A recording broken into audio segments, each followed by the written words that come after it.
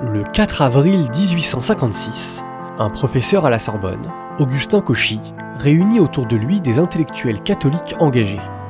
Charles Lenormand, Alfred de Falloux, Charles de Montalembert, ainsi que le père Xavier de Ravignan. Ensemble, ils fondent l'œuvre des écoles d'Orient. Ils sont animés par un désir, permettre aux chrétiens de l'Empire ottoman d'être mieux formés, de s'élever socialement et économiquement, et ainsi de ne plus subir les discriminations liées à leur religion. Leur projet consiste donc à soutenir les écoles catholiques de l'Empire. Une œuvre de solidarité chrétienne est née. En 1858, elle est reconnue comme œuvre d'église par le pape Pie IX. Les massacres de chrétiens en 1860 propulsent l'association vers une notoriété qui n'a jamais cessé d'augmenter depuis.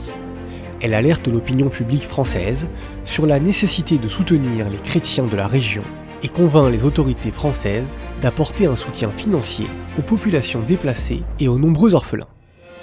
Le 30 septembre 1860, le futur cardinal Charles Lavigerie, premier directeur général de l'œuvre des écoles d'Orient, s'embarque à Marseille pour se rendre personnellement au Liban et en Syrie pour distribuer aux communautés chrétiennes le fruit de cette première collecte.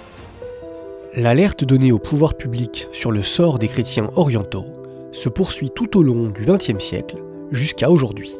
Dès les massacres hamidiens des années 1890 contre les Arméniens, grâce aux échanges avec le clergé local, Monseigneur Félix Charmetan, alors directeur général, alerte les autorités françaises. Son message est entendu par les responsables politiques comme par la presse.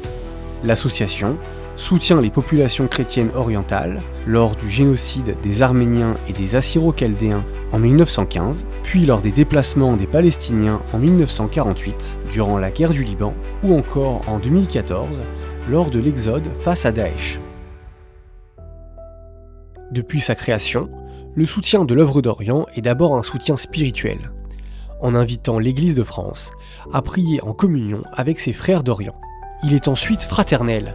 Par ses visites sur le terrain, l'œuvre d'Orient rappelle à ses partenaires que l'Église de France est à leur côté. Il est enfin matériel, à travers un appui concret aux communautés.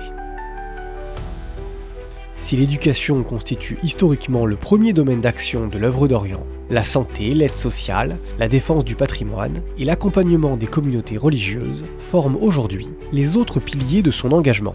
Sa présence, sa proximité avec les églises orientales et les acteurs locaux lui confère une expertise du terrain qui fait de l'association l'un des principaux soutiens des chrétiens en Orient.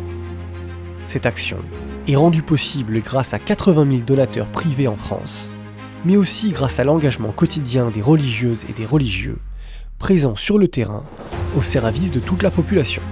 Aujourd'hui, près de 1200 projets sont en cours au Moyen-Orient, mais aussi en Inde, en Éthiopie, en Arménie, en Ukraine ou en Roumanie.